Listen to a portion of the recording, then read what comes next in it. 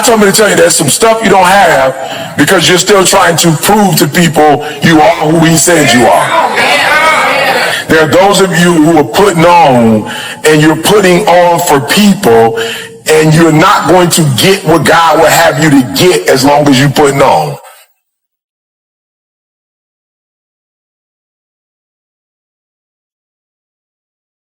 When you are thriving, you don't speak the same level as people who are surviving. It's just a different level.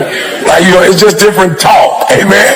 And so what's crazy is there's some individuals that was dogging Dion out for telling my man, who was the commentator, he kept stopping him like, yo, bro, talk like you normally talk to me. Football coach, Coach Prime. Coach, how you feeling today? No, straight up. I always ask how you feeling. You was not talking like that just 2 minutes ago. Can you do the interview? Can you come in like you normally sound? I just want to be clear and concise. And professional? Yes, sir. So being you is not professional? Well, I mean, I can't say, hey, what's up, Cole? I can't do that. I ain't asked you to do that. I just want you to be you. Okay. Yes, sir. All right. Let me start over. Right. All right.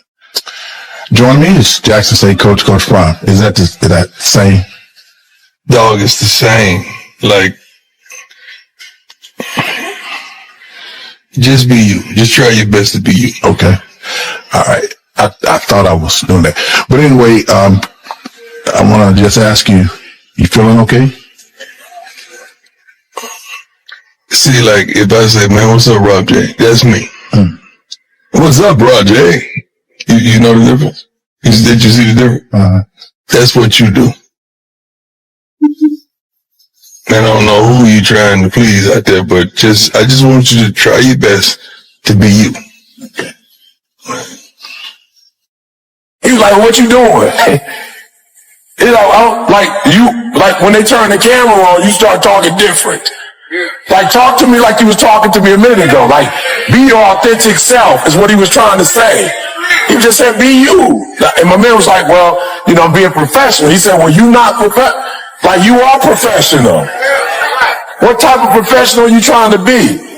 Listen to me. You cannot go viral. I want to use today's language.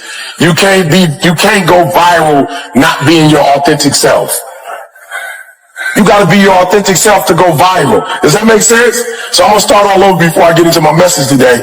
There are those of you who are putting on and you're putting on for people and you're not going to get what God will have you to get as long as you're putting on. Just be your authentic self. Now, here's what happens. I'm going to be real. Here's what happens when you're your authentic self. You're going to lose a lot of people. You're going to lose a lot of people. But you're going to gain people who will ride or die. Does that make sense? I was telling Jeremy earlier, we had a one-on-one sit down, you know, God is about to help me to use my whatever to help him get to another level. And I was like, Jeremy, there's a thing called the law of diminishing returns. It's like, for, you know, people say to me, my son used to say, Dad, I want to be a millionaire. I said, what do you want to be a millionaire for? You trying to help people or is it for you? Because it's for you, you only need 250,000. I'm just being real. If you want to be rich, you only need 250,000. You start getting over that, the government, you in a different tax bracket and the government about to beat you upside your head. I'm just being real. If you make $1 million, you ain't gonna keep it about 500 something thousand. They about to take half of that. They getting 40%, and then there's some other taxes at the end that you probably gonna have about 500. I said, son, you want to be right about 257,000 and be under the radar. You don't want to get over that because now the IRS is looking at you as you are of interest to them. Right? You want to keep it right there. Does that make sense? So the law of diminishing returns says you do so much and you not get nothing in return for it. Like there's a limit. So I want you to understand something. You got to hear me. You don't need to do nothing else but be God's child to get what he has for you. I got to get this through your head before I give you the lesson today. You got to get this because you're actually killing you. You're the one that's messing you up. You're the one.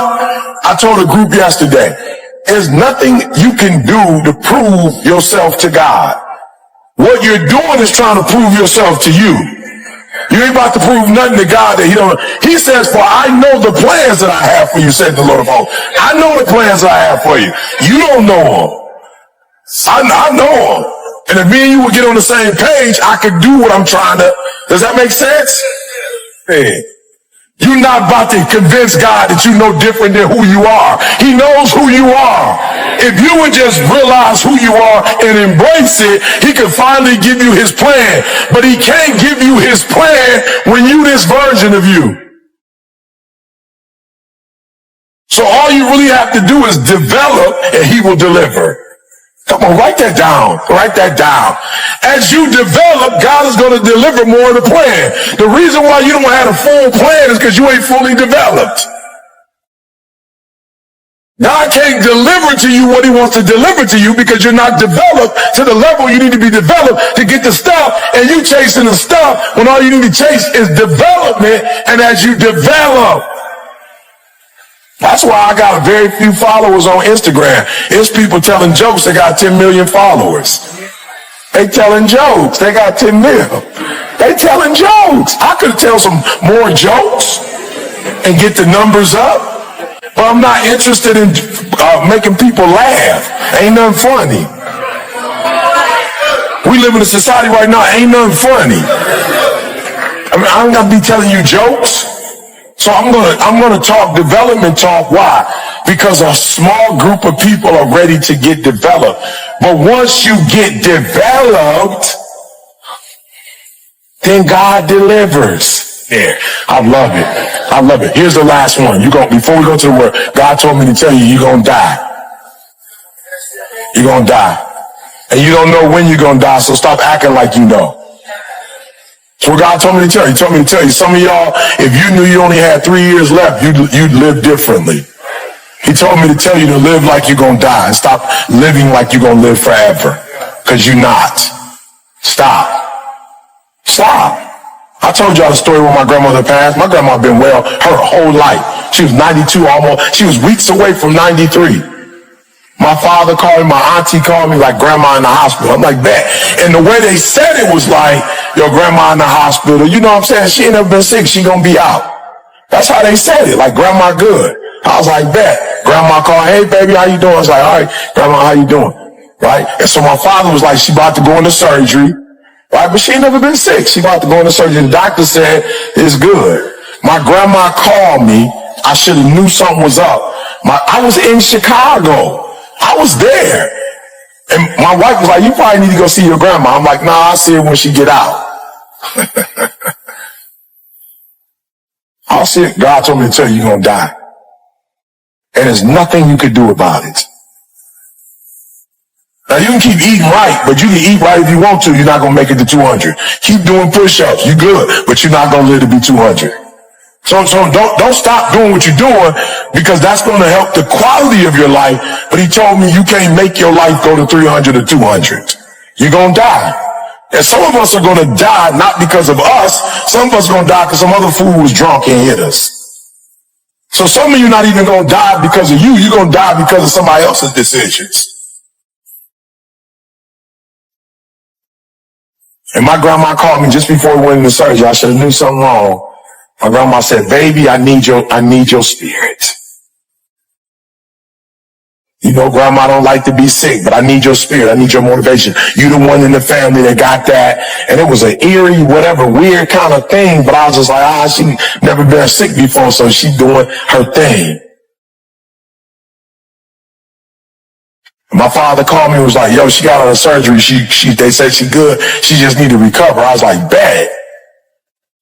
And then my father called me hours later and like, your grandma, it was weird. He didn't even say she was dead. He was just like, your grandma had some complications. I was like, oh, okay, what kind? You know what I'm saying? Constipation, complications. Like, what kind of complications is she having? He was like, no, complications. I was like, bro, we grown. Like, what? Do I need to get in the car? Do I need to come? Like, what? He's like, no, she didn't make it. I said, she didn't make what? She didn't make what? He was like, she gone. I said, what? for some of us in this room, you may only have a year. We may only have 2, 3. I don't know. But God told me to tell you, when you leave here, stop acting like you got 20. Stop acting like you got 30. And develop as quick as you can so that you can get what God has for you as long as you can. Am I talking to somebody? Listen to me. I'm mad at Eric Thomas because it took me so long to get my stuff right so let me just put it like this. Watch this. I want to show you something. I could have been on this.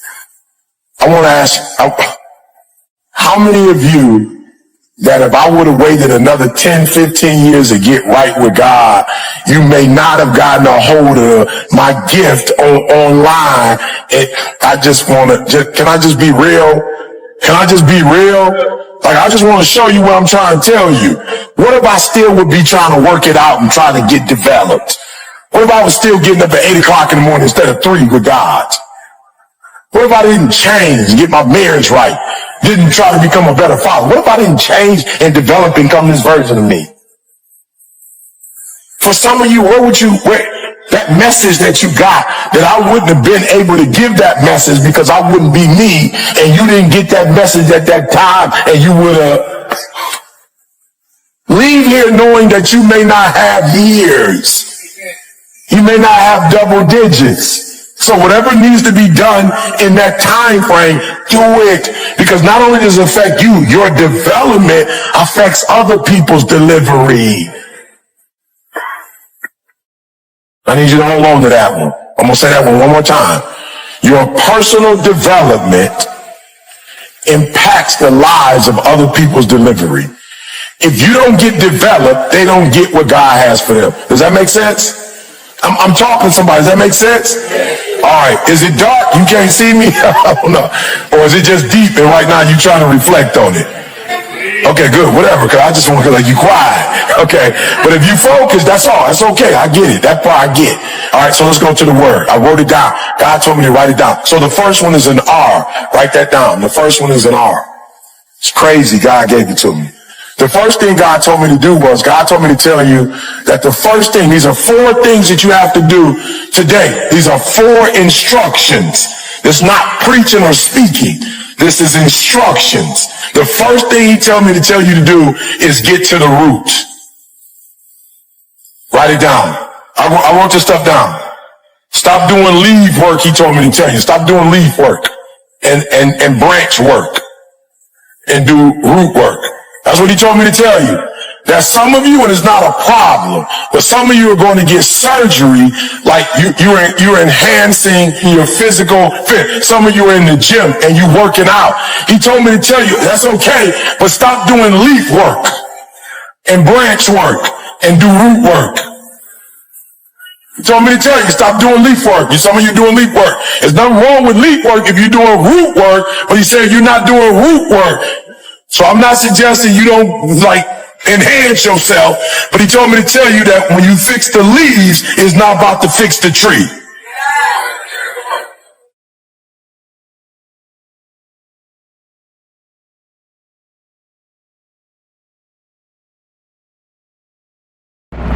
Success is not built on what people see. It's built on the unseen, the hard work that happens in the dark. This is root work. It's about digging deep, laying the foundation and doing the work that nobody else seen. Root work is the grind. It's the early morning and late night. It's the sacrifices you make when nobody watching. It's the commitment to excellence day in and day out. You cannot grow a mighty tree without deep roots, and you cannot achieve greatness without putting in the root work. Root work is about patience and persistence. It's understanding that true success does not happen overnight. It's the hourly of study, the relentless practice, the unwavering focus. It's about building a solid foundation so that when the storm comes, you stand tall and unshaken. The roots are what hold you up. They give you strength, stability, and resilience. When you are rooted in hard work, discipline, and passion, you can withstand any challenges, overcome any obstacle, and achieve any goal. Don't neglect the root work. Embrace it. It's where champions are made, where dreams are realized, where greatness is born. Remember, the deeper the roots, the stronger the tree. Put in the work that nobody sees, and you will achieve the success that nobody envies.